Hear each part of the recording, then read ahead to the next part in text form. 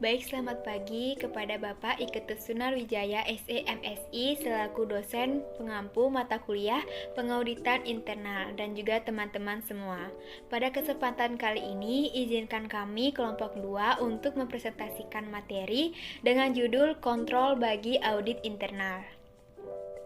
Adapun anggota kelompok 2 yaitu saya sendiri Niputus Karini absen 1 selaku moderator dan juga pembicara 1 dan juga teman saya Milani nomor absen 16 selaku pembicara 2. Baik, untuk mempersingkat waktu, izinkan kami untuk memulai presentasi untuk subbab materi yang pertama yaitu definisi dan standar kontrol. Yang pertama ada definisi awal. Pentingnya kontrol audit bagi auditor atau pengecekan internal seperti disebut pertama kali yang diakui oleh Diksi pada awal tahun 1905. Ia mengatakan bahwa sistem pengecekan internal yang layak bisa menghilangkan kebutuhan audit yang terperinci.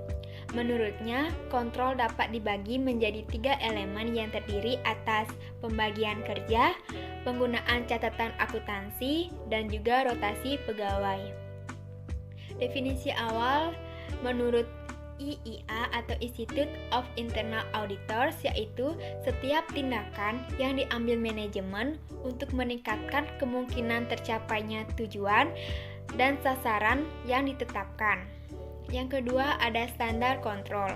Berdasarkan standar 2120, kontrol kegiatan audit internal haruslah membantu organisasi menerapkan kontrol yang efektif dengan mengevaluasi efektivitas dan efisiensi serta mendorong perbaikan yang terus-menerus. Baik, untuk subbab materi yang kedua yaitu model-model kontrol internal dan penggunaan model kontrol pada audit internal. Yang pertama ada model kontrol internal. Kontrol internal memiliki banyak konsep. Untuk menstandarkan definisi, Committee of Sponsoring Organization mendefinisikan dan menjelaskan kontrol internal untuk yang pertama, menetapkan definisi yang sama untuk kelompok yang berbeda. Yang kedua, memberikan definisi standar yang bisa digunakan perusahaan sebagai perbandingan dengan sistem kontrolnya. Baik, untuk model kontrol internal dibagi menjadi 2 model, yaitu yang pertama ada model COSO. Model COSO terdiri atas 5 komponen kontrol internal, yaitu yang pertama ada lingkungan kontrol. Hal ini mencakup etika, kompetensi, serta integritas dan kepentingan terhadap kesejahteraan organisasi. Juga tercakup struktur organisasi serta kebijakan dan filosofi manajemen. Yang kedua ada penentuan risiko. Penentuan risiko mencakup penentuan risiko di semua aspek organisasi dan penentuan kekuatan organisasi melalui evaluasi risiko. Yang ketiga ada aktivitas kontrol. Aktivitas-aktivitas ini meliputi persetujuan, tanggung jawab, dan kewenangan, pemisahan tugas, pendokumentasian, rekonsiliasi, karyawan yang kompeten dan jujur, pemeriksaan internal, dan audit internal. Yang keempat, ada informasi dan komunikasi. Komunikasi informasi tentang operasi kontrol internal memberikan substansi yang dapat digunakan manajemen untuk mengevaluasi efektivitas kontrol dan untuk mengelola operasinya. Yang kelima, ada pengawasan. Pengawasan merupakan evaluasi rasional yang dinamis atas informasi yang diberikan pada komunikasi informasi untuk tujuan manajemen kontrol. Baik, model yang kedua ada model COCO. Model COCO mencakup 4 komponen yaitu purpose, commitment, capability, dan monitoring and learning. Yang pertama ada purpose atau tujuan. Kebijakan yang didesain untuk mendukung pencapaian tujuan organisasi dan pengelolaan risiko harus dibuat, dikomunikasikan, dan dipraktekkan sehingga pegawai mengerti apa yang diharapkan dan kebebasan yang diperlukan untuk bertindak. Yang kedua ada komitmen. Wewenang, tanggung jawab, dan akuntabilitas harus secara jelas didefinisikan dan konsisten dengan tujuan organisasi sehingga keputusan-keputusan dan pelaku-pelaku diperagakan dengan benar oleh pegawai. Yang ketiga ada kemampuan. Pegawai harus memiliki pengetahuan, keahlian, dan peralatan yang cukup untuk mendukung pencapaian tujuan organisasi. Yang keempat, ada pembelajaran dan pengawasan atau monitoring and learning. Lingkungan internal dan eksternal harus dimonitor untuk memperoleh informasi sehingga tujuan dan pengendalian organisasi tetap mutakhir. Baik, selanjutnya ada penggunaan model kontrol pada audit internal. Dari kedua jenis kontrol memiliki risiko yang dapat dijelaskan serta diukur kemungkinan terjadi dan signifikansinya jika terjadi. Kombinasi antara kedua hal ini disebut kerawanan, sehingga jika situasi tersebut dirumuskan maka akan terlihat sebagai berikut, yaitu P dikalikan S sama dengan V, di mana P yaitu kemungkinan terjadi, S yaitu signifikansi, dan V yaitu kerawanan. Baik, untuk subbab materi yang ketiga, yaitu ada sistem kontrol, meliputi elemen-elemen sistem kontrol.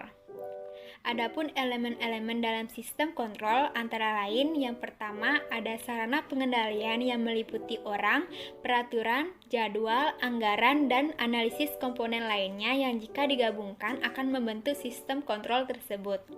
Yang kedua, ada sistem ini mempunyai subsistem dan bisa dijadikan bagian dari sistem yang lebih besar. Yang ketiga, berikut bentuk sistem kontrol, yaitu ada sistem tertutup, closed system, yaitu tidak berinteraksi dengan lingkungan. Sejak pemakaian komputer secara luas, sistem tersebut sering digunakan. Dan juga ada sistem terbuka atau open system, yaitu mempunyai interaksi dengan lingkungan.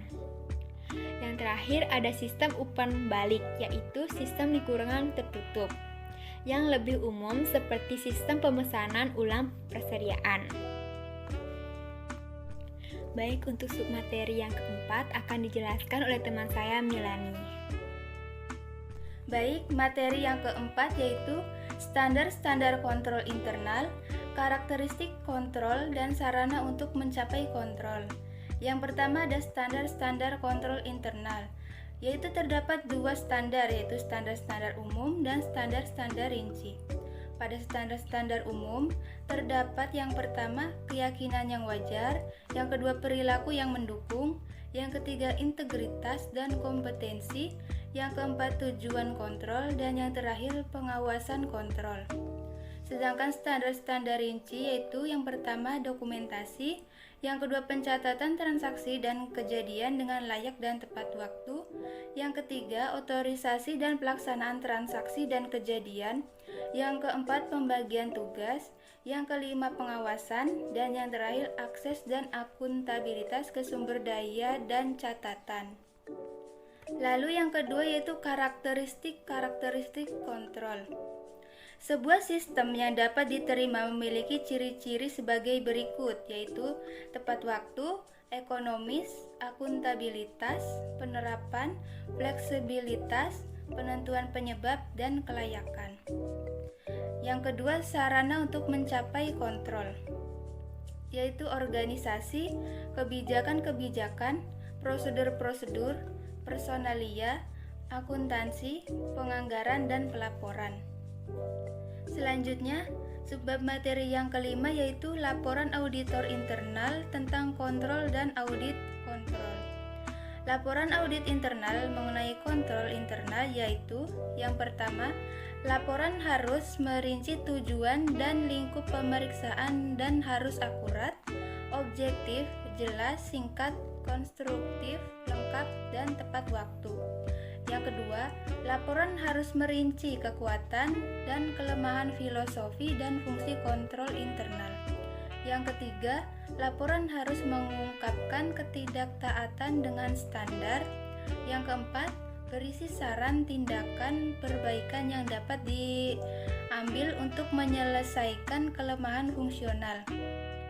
Yang kelima, laporan harus menyebutkan tindakan korektif yang telah atau belum diambil menyusul rekomendasi audit dalam audit sebelumnya, dan pernyataan tentang risiko dan kerawanan yang mungkin timbul bila tindakan korektif tidak dilakukan.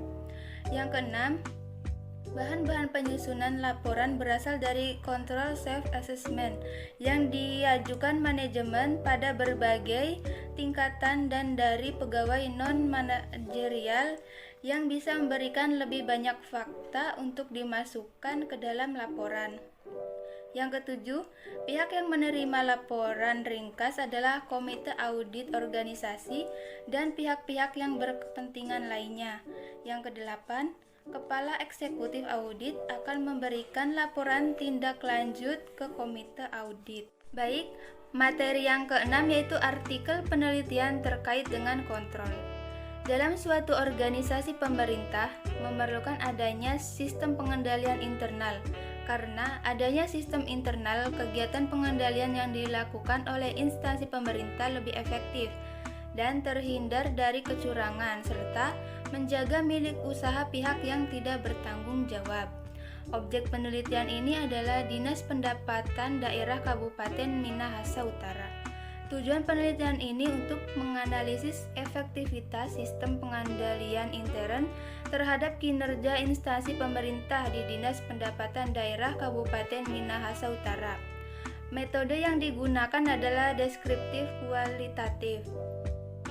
Itu hasil penelitian menunjukkan bahwa sistem pengendalian intern yang digunakan Dinas Pendapatan Daerah Kabupaten Minahasa Utara efektif dan memadai untuk memenuhi sistem pengendalian intern. Pemerintah itu telah ditetapkan oleh pemerintah berdasarkan Peraturan Pemerintah Nomor 60 Tahun 2008, sehingga pencapaian penerimaan dan realisasi pendapatan daerah tahun 2015 dikatakan sangat efektif, serta pemisahan tugas yang dilakukan Dinas Pendapatan Daerah Kabupaten Minahasa Utara sudah dilaksanakan sehingga terhindar dari kecurangan dan dikatakan efektif. Baik, sekian presentasi dari saya serahkan ke moderator. Terima kasih. Baik, sekian dari presentasi kelompok kami kelompok 2 mengenai kontrol bagi audit internal. Akhir kata kami ucapkan terima kasih.